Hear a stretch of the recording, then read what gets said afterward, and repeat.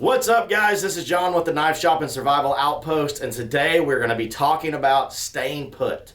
Stay tuned.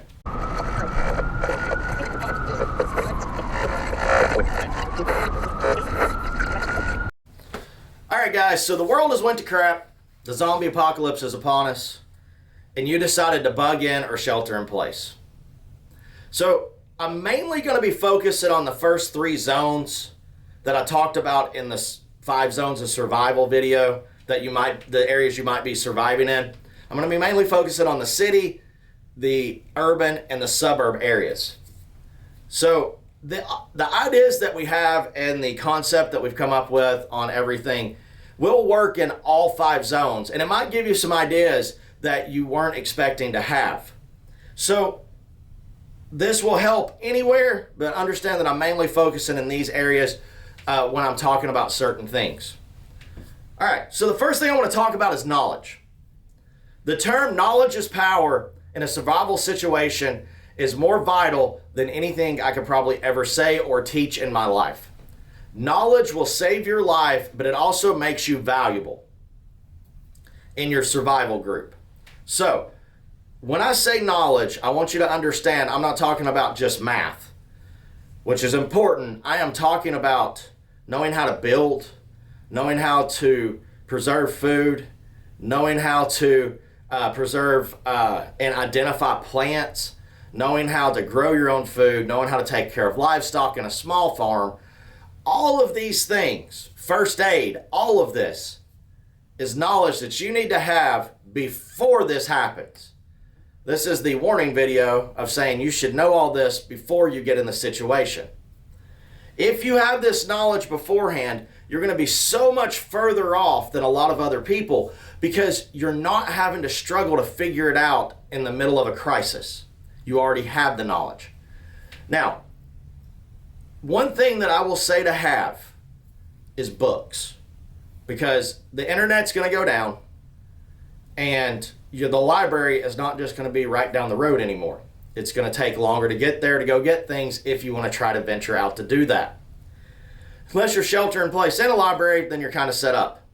But I would have my own small library in a plastic tote that has a seal on it to keep the water out. Just in case. If you have to move locations or whatever and it's raining, these are very vital documents that you don't want to lose. So I would have books on first aid and medicinal plants. I would have books on building and remodeling and working around the house. There's a lot of the all-in-one books that various big box stores have come out with that are great on how to wire, how to, fix a wall, how to fix a roof even. Having that knowledge will continue to grow your home or your base of operations, because you don't have to worry about, the roof, this happened, now we have to leave. You can just fix those things. I would also have books on food processing, not for meat processing and preservation, and for saving and processing vegetables, and being able to preserve all those things. I would also have books on security, on military style security. I don't want to get into a lot of detail because I don't want to get kicked off the internet if I say the wrong thing.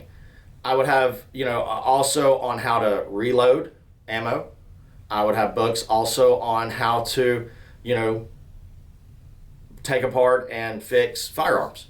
I would have a lot of different books on a lot of different topics. Now, here's a few things that you need to understand.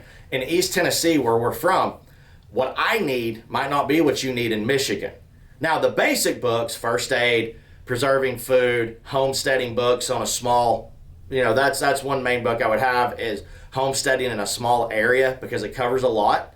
You don't have to buy individual books like that, but one good book that has all the information in it, will do. You don't have to have 50 of, all the different ones. You just got to have one good one that has all the information in it.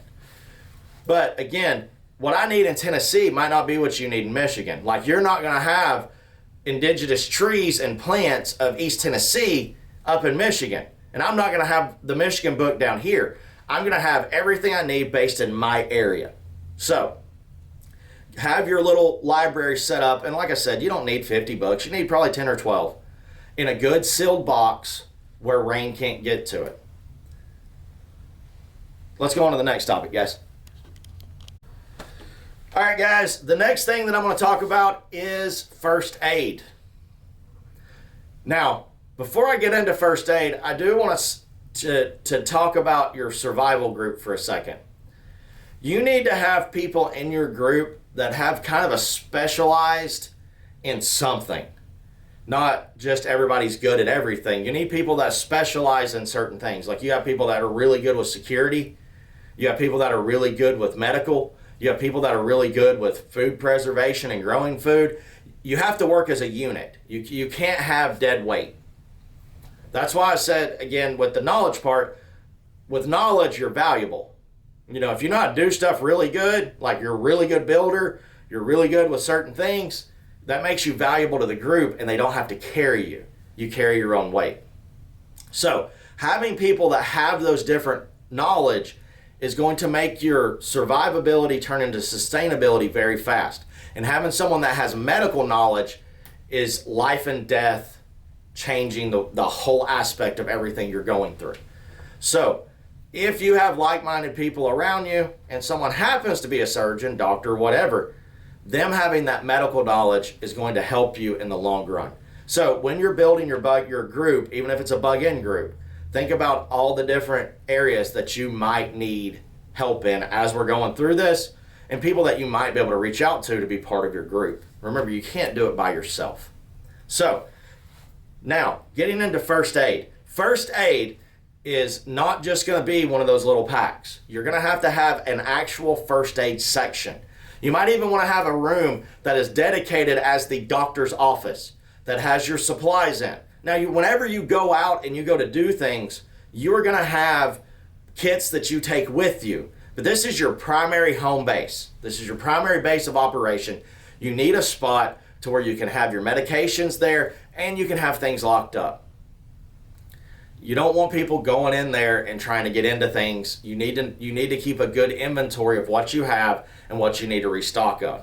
So medications, gauze, first surgical supplies for wound care, things like that you need to have in a place, and that's where it's always at. And people know that's the doctor's office.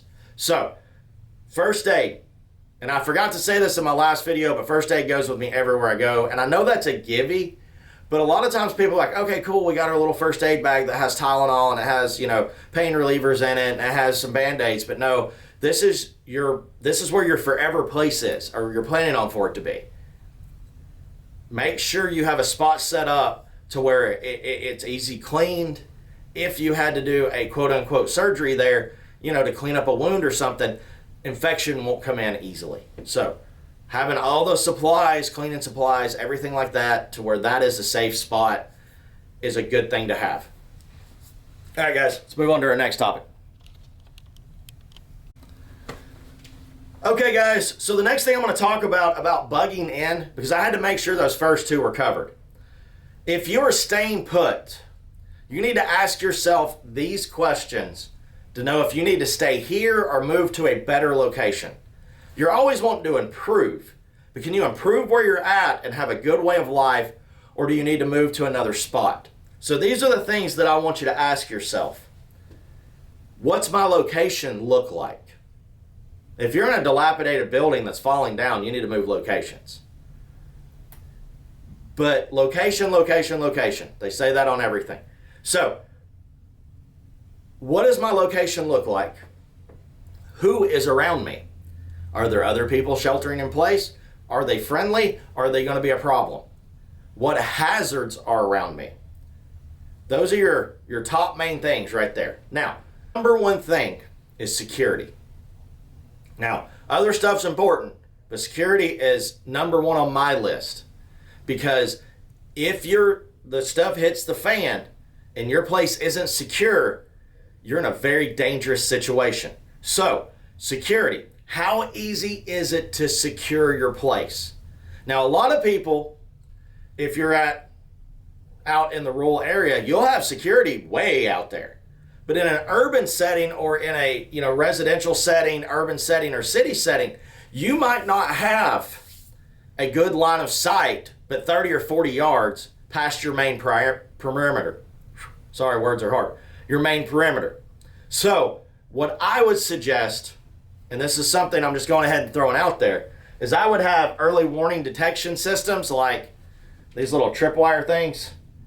So whenever someone goes past, it sets off a loud boom because of the blank that's on the inside, and you know that someone's on that alleyway that you can't see, or someone is coming down that road that is on the backside that's a blind spot. So security is your number one. How easy is it to secure your place, and how easy is it to maintain that security a distance out? 2, and I know this falls under security also, but who and what is around you? So how many people are bugging in also? How many people are right next door to you? And how many, are there a pack of wild dogs? Know what and who is around you at all times. But are those people potential threats? I know that falls under security, but I like putting it in a little separate category because a lot of times we think of threats of who's attacking us. We don't think about a threat 3 months down the road that's been next door the whole time. So what is around you? Who's around you? Is there a nuclear power plant down the road that might pop? Or is there, a potential hazardous chemical plant right down the road that might end up being a problem? What is around you? What could potentially be a threat? Again, I know that's security, but it's just a little bit more thinking outside the box on it. The next 2 things are going to be very important. Resources are around you and water. Now, I put water by itself because I know it's a resource, but without water, we all die. So I didn't want it to get kind of like lumped in with resources and be like, oh, I got all these resources here, but you don't have water and everything dies. So, resources. What resources are around you that are going to benefit you? Do you have the access to a lot to where you can grow food, or a rooftop to where you can make gardens? Do you have resources like lumber yards close by, places where you can get pallets to turn into, different projects? Can you get dirt to grow the food? Is there a farm 10 miles down the road that nobody's at anymore that you can go get chickens and goats or whatever you need for livestock? What resources are in your area? And again, the next one is water. What clean water sources are close by? If you do not have water anywhere near you and you have to go miles to get it, move closer to water. Now, other people are going to be doing the same thing, so you got to be careful on where you're at and what you do. So, with resources, you also need to look at, if you're, say, in a building that has a rooftop, can you convert that rooftop into a garden? Does it have like a back, fenced in area or, blocked up area like courtyard kind of thing that you can convert into a garden or convert into a place for livestock? Look at your resources that are right there immediately with you, and then figure out what you're going to have to go and find. If you have to go find everything, you might need to move locations. Okay, guys, so the next thing I want to talk about is going to be hunting and fishing. And depending on where you live at, you might not be able to own a firearm. So these are a couple things that I'm just going to throw out there. A BB gun is going to be your best friend. Now, I say BB gun. I'm not meaning one of those little Red Ryder BB guns from that movie. I'm meaning like a pump-up pellet or BB gun. You can either run pellets in it or you can run BBs in it. The reason why I like using BBs instead of just pellets is because I can, if it stays in the animal, I can retrieve my ammo and reuse it. I can clean it and put it back in the gun, and then I'm able to go back and continue hunting with reusable ammo. With the pellets, a lot of times they'll get deformed when they hit something. So if you're hunting bigger game, like say a raccoon or, something like that, then you'll use a pellet. Use a lot of pellets because those things are kind of crazy, but pellet. If I'm hunting smaller game, I can use a BB and I'm not going to do as much damage, and I can a lot of times retrieve my BB back. Also, a bow and arrow or a crossbow. Those are very good because you can hunt bigger game with them, and you can also use them for fishing if you need to, if you have a bow fishing setup, or you can use them for defensive purposes if need.